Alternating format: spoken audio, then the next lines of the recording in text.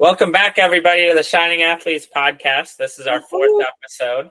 I'm Tyler Baum. This is my co-host, Erin Molay, and we are back. Today, we have another very special guest, our first women's soccer player, and a new team member. And we have a really good story from Allie. Allie grew up playing sports her whole life and had a very interesting path when she had some time to really take in information during COVID to really process a late commitment. And it took her a while to really process that commitment. And I think Allie does a really good job of talking about her own path and talking about how the path she created for herself has gotten her to be what now is a professional soccer career, which is awesome. And I really enjoyed her story and her telling us and the audience how she didn't just take the path in for herself, but she took the path to make it a successful path and get it to where she really wanted to be. And she took the time to really understand what her path was to get to where she wants to be today.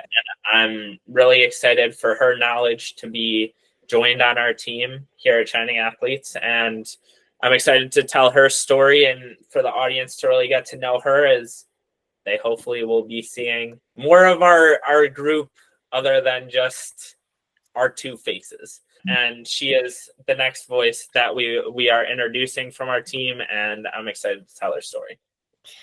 Yes. Whether you're an athlete navigating recruitment, a parent supporting your athlete on their recruiting journey, or just someone who loves to hear inspiring sports stories, Allie's episode is filled with honesty, humor, and a really exciting path to professional sports. So make sure you tune in now to hear how Allie turned a super late decision into her lifelong dream. Tune in now to hear how Allie turned a last-minute decision into her lifelong dream and why it's never too late to chase your goals. Yeah, I'm excited to tell Allie's story, and at the end, stay tuned. We have some speed round questions for Allie, and she tells us a little bit about who she is, not just on the field, but off the field. So let's get right into this episode.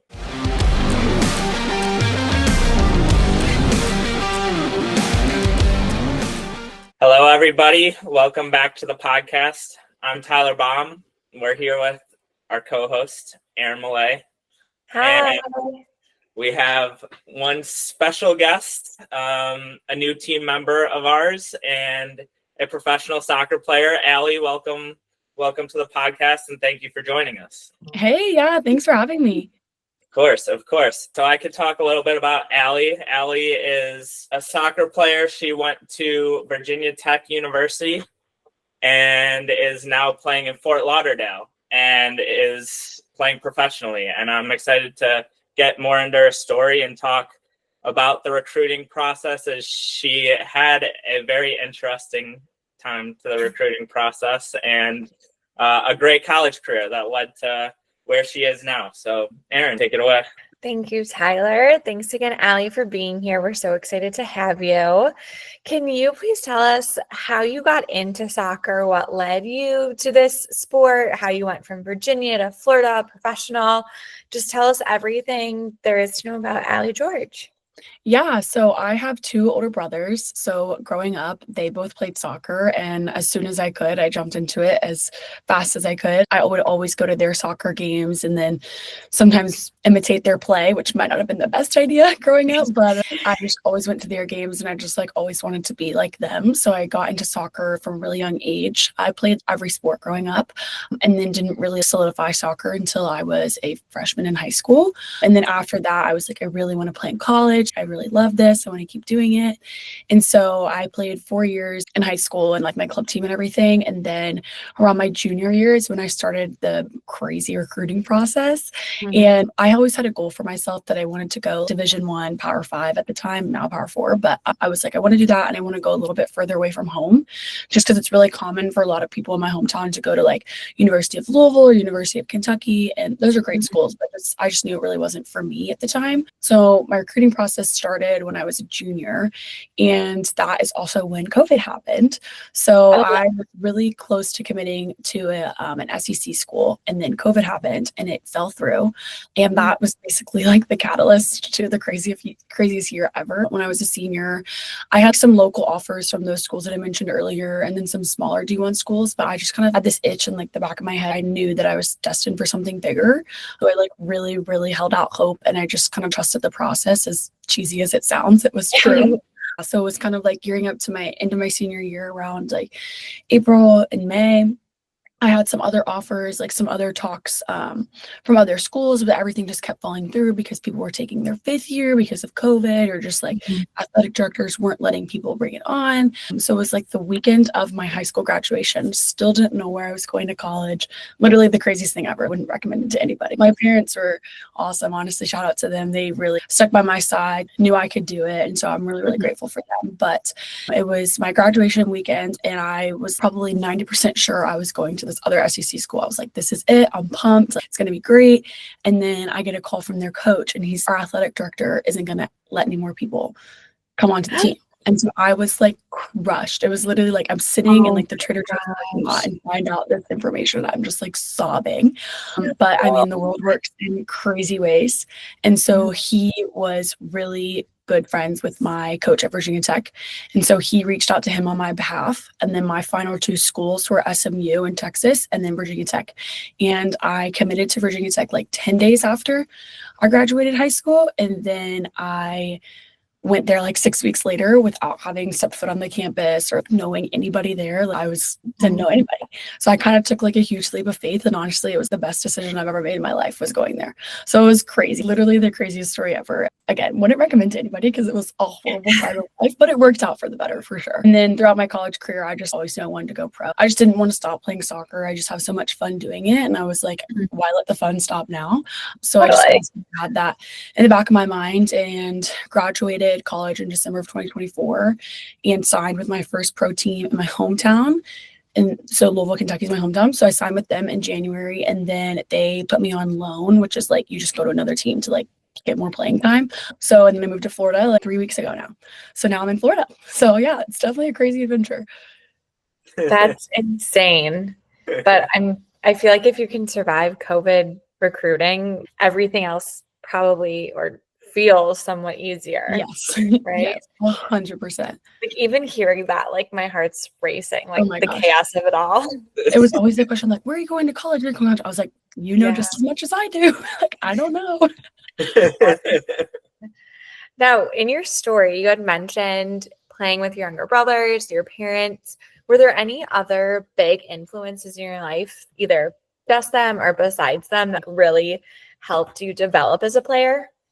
Yeah, I would say when I was a freshman in high school, I had some really awesome seniors who just kind of took me and some of my friends under their wing. And we really just got to kind of see the relationships that they found and all this stuff. And it's really cool. The soccer world is so small because one of those seniors ended up being an assistant coach at my racing team in Louisville. So it was a really full circle moment being able to work with her in that space. And I would also just say my 2 older brothers, they just loved the game. My one brother went to Michigan State for soccer. So I was just able to really just watch them and just always wanted to be like them, score goals like them. Like they were just kind of the talk of the town. And I was like, I want to be like them. So I would really say those 2 had like the biggest influence on my soccer career. And they still do. They don't play anymore, but I love when they give you advice and just come to games. It's the best feeling. Shout out Michigan State. I know. I meant to tell you that earlier, and I was like, "Oh, right. You were too." Yeah, I got my grad certificate. For the audience that doesn't know, I got my grad certificate in sports coaching from Michigan State University. So I'm a Spartan at heart, but a Sun Devil fully at heart. Hey, earlier you had mentioned kind of the emotional roller coaster that it was like going from not really having a committed school to finally like committing and jumping right in without even seeing the campus. What was that like, signing your name on the dotted line like?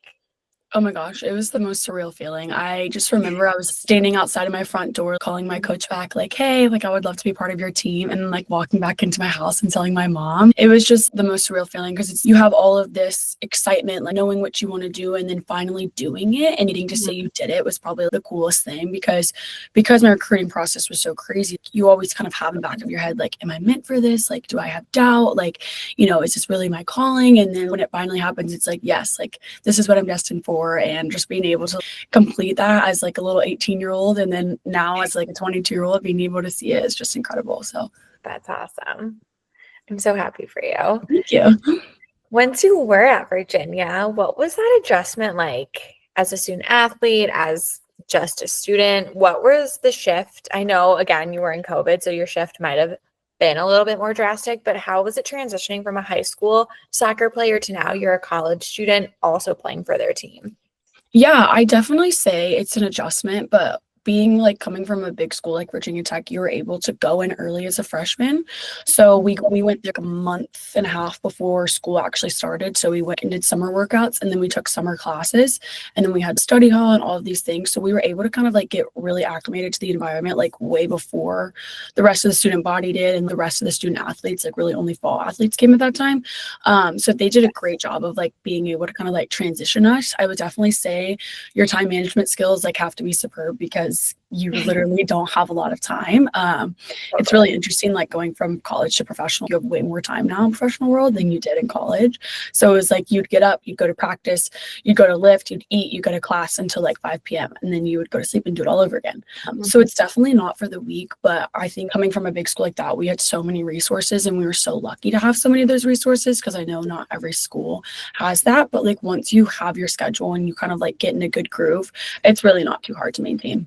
To add off of that, I can ask a really important question for the audience because I know a lot of high school athletes don't realize this, but how did you balance the soccer aspect, the athlete aspect to the student aspect to just having a life in college? That's so funny. That was like one of my biggest questions. And the first answer that I got from somebody, and it's so true, is like soccer, your sport, like is your life, obviously, but there's so many other ways to get involved, especially now. I feel like more and more things are rising with athletes and also like without. So I really tried to like get involved in a lot of other things when I could. So if it was like doing something, there's like I was in this thing called Next Level Leadership, and it was like all of these different athletes from different sports, and we practiced different ways to lead teams, different scenarios that we would come across. And I was able to meet a lot of friends that way, and then kind of through that we got to hang out with them outside of the dining hall and the community and stuff like that. So we were able to go to their house and hang out or have a class with them, or they would come to our games and we would go to their sporting events. So I will say like definitely being in a community like that is really important, but also I met a lot of non-athletes through my classes. I just really tried to be as kind and just open to like meeting new people, especially as a freshman. And I met a lot of like non-athletes my freshman year that I'm still friends with today. So you definitely can balance it if you want to, if that makes sense. That's good to hear for the audience too. Yeah. Also, to add off of that, I know a big thing with at least athletes when they go to college. I know, especially for you, you had a great senior year in the ACC, obviously, and you guys had a special run in the NCAA tournament. But how was your connection with your team help you to love to be at practice and enjoy the soccer aspect of it versus kind of just doing it for the sport? Yeah, I mean, I was really fortunate growing up that I had just amazing teammates and just really grew a community. And I knew that like that was something that I was seeking in college. And before I committed to Virginia Tech, I got to talk to a lot of the girls via FaceTime. And I did ask about that because like culture is a really big thing for me. And I was really lucky that my class coming in, we had 10 or 11 of us, which is a bigger number. And we just instantly clicked. Like we just became best friends and we all stayed together throughout like the 4 years. We really only had like one transfer in and then one transfer out. So, which is kind of really uncommon. So we were really able to kind of like carry each other and then carry our leadership throughout the 4 years. And then when we were seniors kind of at our peak, like we knew what we wanted to go out as. And we just like really wanted to leave the program better than we found it. And I think I can confidently say that we did that. But everybody who came in was just really great people. You can't really get much better than we had. I mean, everybody was just committed to each other on the field, but then was so committed off of. We did all kinds of team events, and you really do have to like the people that you're technically working with because you see them all the time. So it's way more enjoyable when you know like that person is like your best friend off the field, because you know like what they're going to give you on the field is like so important and is like so valuable. So I would say like our team at Virginia Tech was so lucky because we had a culture like no other, I would say. And I know this is a big thing too, now that you have told the audience that you played during COVID. What was it like from your freshman year to the transfer to your senior year, where you started out not really playing in front of a crowd to playing in the NCAA tournament in front of a lot of people? Yeah, so I came in 2021, so like everything was starting to kind of like get back to it, but like, you know, they had the whole mask rule and all of that stuff. So, and our team like started to gradually gain more attention like over my 4 years. So it was like, you know, our first game, there was people there. Like we have these fans called the Shirtless Hokey Boys. They like paint their chests and come out to the games. It's super fun. But like my senior year, my last game on our home field was like sold out crowd. Like there was people everywhere, anywhere they could be. So being able to kind of like have that memory is super cool. But like going as a little freshman, like, oh, there's some people here to like, wow, like there's a lot of people here to watch us, is really cool. That's probably like the best feeling ever. Oh my gosh, it was awesome. And just like it's not really one you can necessarily describe. Like if you're just there, you just feel just like the energy. Yeah. Ending on such a high note in your senior year, how did that propel you to for sure want to live out your dream of going professional? Yeah, I just think kind of how I said earlier, like we were able to just do so much my senior year, and I was like, why stop now? I know that I grew so much in 4 years as a player and as a person just at Virginia Tech. Like, what else can I do in my career? Just again, as a player and a person, there's just so many more strides and just like so many more areas of growth that you can keep going. And that was something that I wanted to do. I was like, I just want to end my career in the best possible version of myself as a player and as a person. And I just knew it really wasn't my time to stop. I always tell myself, like, if I'm not having fun and if I'm not enjoying it, then like that's my sign to stop. And we haven't gotten there yet. So that's kind of like my thing is like, obviously it's a grind. It's difficult. There's a lot of hard days, but like I do it because I love it and I have fun. So I have to keep reminding myself that. That's awesome. And that's like what everyone says their dream job is, to do your job, but you love what you do. So it doesn't feel like a job. Yeah, absolutely. I know you mentioned in college you have a ton of priorities beyond soccer, but now that you've graduated, you're not in school anymore. What has been the most noticeable difference for you in any aspect? Yeah, I think like all my life I've done like soccer in school, like always soccer in school. And now it's just like, oh, I just have soccer. And most of the time I'm done like early afternoon. So I'm like, okay, wow, what do I do with myself the rest of the day? And it's kind of honestly like I'm still trying to figure it out. Like I'm trying to find things that I'm passionate about while also like not spreading myself too thin, because I'm always someone that like likes to do all kinds of things, likes to stay active and like on my feet. But I've learned like I can't necessarily, because I also need the rest. You know what I'm saying? Like my body is like my work. So I have to like rest at the same time. But the biggest thing is I've just had so much more time, which I was not expecting at all. Like I just have so much more time. So that's why I was honestly looking for something else to like fill my time that I'm passionate about and something to just kind of like use my knowledge to other people's advantages. So that's like something to do. I'm trying to read more, like stuff like that. I just have more time. So I'm trying to figure out how to fill it in the best way possible. I feel like that's the best problem to have. It is. It really is, like, though. Yeah. Like hearing Allie say that is like a teacher on summer break. Like I know for me, I'm like, wow, my workout's done by 8 a.m. What am I going to do for the next 12 hours of the day? But then it's like some days are really fine, and then some days are like so busy. So it's just kind of the in between, but I wouldn't change it. So, and to add off of that, I know going from high school to college to pros, there's a different recovery period plus training period plus preparing for games, and that whole schedule is kind of different. How did the high school level transitioning from the high school level to the college level and the college level transitioning to the pros, how did those transitions kind of differ from each other, and how did you make it easier for yourself throughout the transition? Yeah, I would say like from high school to college, like in high school, like you have so much energy, like you're a kid, like you all this, like you're ready to just do whatever, and there's not necessarily as many rules with like subbing and like minutes and that kind of thing. And then in college, like you have your different like subbing rules, so players are going to stay on the field a lot longer, so like your fitness has to be different.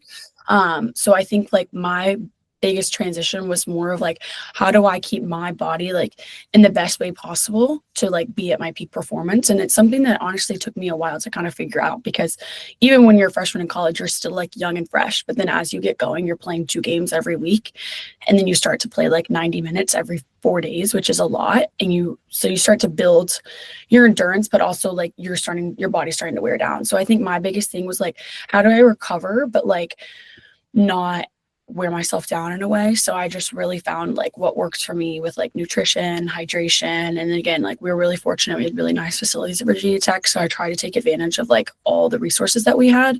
But that doesn't, like, you don't need all the resources to like take care of yourself. You know what I'm saying? Stretching, rolling, like those things I think are really what set people apart. It's like, you can do what you need to do like on the field, but I think a lot of things that go behind the scenes are what's going to make you like a good player and then a great player, if that makes sense. I agree For with sure. that. I think going off of that, what then is one piece of advice you would give a younger athlete who is hoping to play at some level in college? Yeah, I think my biggest piece of advice is like, find what makes you you. I always was like, I was so nervous going into college. I was like, these girls are so much older than me. Like, I'm so nervous. Like, even going into high school, like I was a little like 14-year-old going against 18-year-olds, and then I was an 18-year-old going against like 22-year-olds, and now I'm a 22-year-old going against 28-year-olds. So it's just, you're always going to be the youngest at some point, but it's just like finding what makes you you. And that was something that I really learned in college. Like, I'm there for a reason, and I have things that like somebody else doesn't have, because that's what makes me me. And I'm good at something because that's me. And I think finding kind of like your itch and your groove, which is like so important. And that's something that I learned throughout my college career for sure. I think another piece to add off of that is the importance of, I know me and Erin have talked about it in past episodes, but the importance of kind of knowing your path and understanding who you are as an athlete. And 100%. I think you just explained it really well to show that it's not about the school necessarily that you pick. It's about the right thought process 100%. And the path you take to get to where you want to be. Mm-hmm. Yeah, I had a lot of friends like on my club team that committed to colleges like a year and a half before I did, and they were a year younger than me. And so like looking at that, it's like, oh my gosh, like, am I failing? Am I not? But it's like, no, like my path is my path. It's not hers. It's not anybody else's. And that's something that it did take me a while to learn, because sometimes you can get so frustrated because it's like, I'm doing the same things that they are, but my outcomes are different. But it's like, your outcomes are going to eventually come to you. It's just your own journey. So, yeah. Mm-hmm.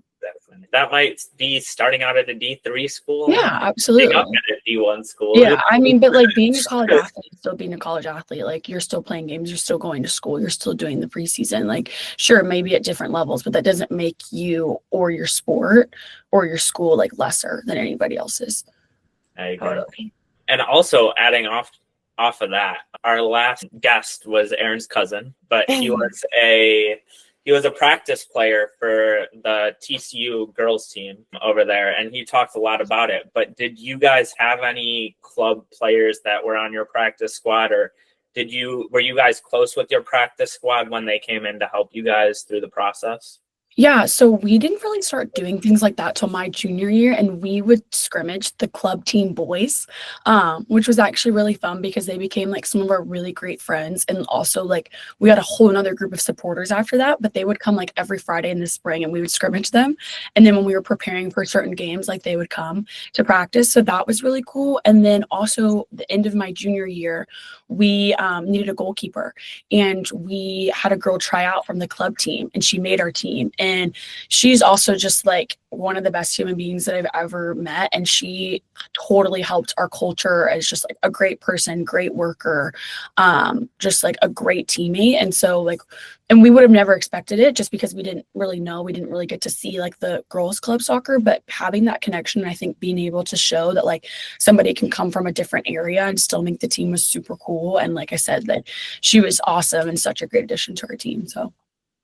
Yeah, definitely. I mean, I totally agree with that, and that goes off the whole choose your own path type of situation. But as a former ASU club basketball head coach, I'm a huge advocate of club sports and the development you can make with club sports, because that's another path. Even though you might not be playing the top of the top, you're still playing college level adults, not just high school students, to get to that next level and get to the next part of your career. So I totally respect your teammate it was awesome. Before we start to close out, we have some fun rapid fire questions if you're ready for that. Yeah. Okay. Who is your favorite professional soccer team or player? So is it okay if she's retired? Is that fine? Of course. Okay. Julie was always my favorite to watch growing up, just because like she's just such a powerhouse. Like sometimes she does the work that goes unnoticed, and I feel like that's sometimes similar to my career. So I just really looked up to her and love watching her. Shout out Team USA. Yes, absolutely. What is your go-to pre-game hype song? Headlines by Drake. Love that. Amazing. What is your biggest superstition or pre-game ritual? I used to be a really superstitious person, and then I kind of leaned off of it because I was like, this is affecting me too much. So I think now, like, I really just like to like be calm and like kind of visualize before games, just kind of like picturing what I want to do and like have some kind of goals set in my mind for that game. That's awesome. I think that's really important too. What are 2 words that your teammates would use to describe you? Aggressive and loud. Amazing. Own it. What is your favorite position to play, whether it's in a practice or scrimmage? Well, I am a center back, but I used to play forward. So like whenever I get to go score goals, I like to play forward, but I really like center back. So shout out defense. I played defense. Yeah, defense. I mean, defense. So I really like defense. So yeah. What is your favorite pre-season lift or workout routine? My strength coach at Virginia Tech, shout out Trey, would give us like some of the hardest lifts, and they just, I don't even know how to describe them. They were just so hard, but like so fulfilling in the same way. So I guess like his workouts, because I still text him, I'm like, hey, can I have this workout? Like he's just the best. So I would say his. Awesome. Are you an early or late night workout person if you had the choice? Oh, early, 100%. Like I would be up at 5 a.m., get it done, then you got the rest of the day. So early for sure. Me too. What is your favorite cleat brand or style? Nike Mercurials are the ones I've been wearing for a long time. Amazing. And do you have a favorite drill? Honestly, I really like heading. So whenever we get to do heading drills, it's like fun. We just don't get to do them that often. So respect to you on that one. I feel like not many people would say that. Yeah, well, we just don't get to do it. So when you do it, it's fun. Fair. That's my rapid fire. You nailed it. Thank you so much. Yeah. And thank you so much for taking this time, especially, I know we've had some athletes on here as well that have had such crazy experiences with COVID, and fingers crossed that never happens again. But it is really refreshing to hear like more perspectives of like, you didn't have the opportunity to tour or visit schools, or you didn't know, in the fall when everyone was starting to hear decisions, and you're now a professional soccer player. So I think that's amazing, and people really need to focus on that part. I don't know about you, Tyler, but to me, I think that's like the coolest piece of her story. Like, I didn't know where I was going, and now she's a professional soccer player. Well, thank you. No, and what I want to add off of that is we're excited that Allie is joining the Shining Athletes team, and that she's going to be a part of what we're growing here. And yeah, I'm pumped. Yeah, I'm very excited. So we appreciate you coming on the podcast, and the audience will probably be seeing a lot more of you. And I hope so.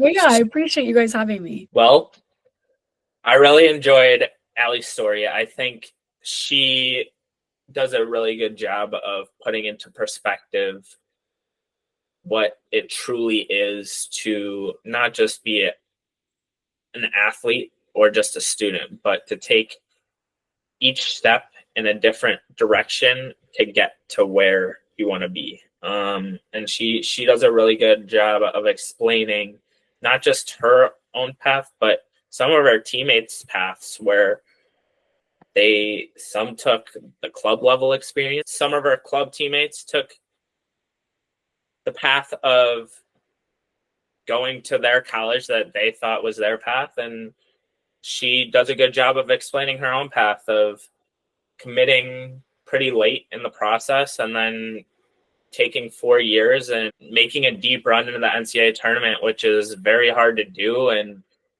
shout out Virginia Tech women's soccer for that NCAA run. And I'm so excited that she's joining our team, and I hope that the audience takes in her advice. She has a lot of advice for younger athletes coming into the high school level or even college, or maybe even beyond college. But she does a really good job of explaining every level and how she approached it. And I hope the audience really takes in what she says, because she does a good job of understanding what it means at every level.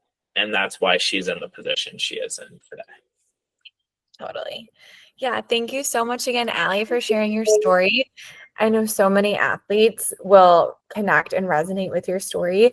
And I think also for our younger athletes, knowing that it's possible to play where you want to play, even if you are a later commit, that's totally doable.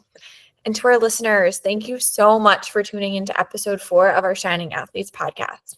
Make sure you subscribe and follow us on social media at Shining Athletes Official so you don't miss any of our future episodes. Until next time, keep working, keep shining, and keep chasing your goals. We'll see you guys next time. Peace. Peace.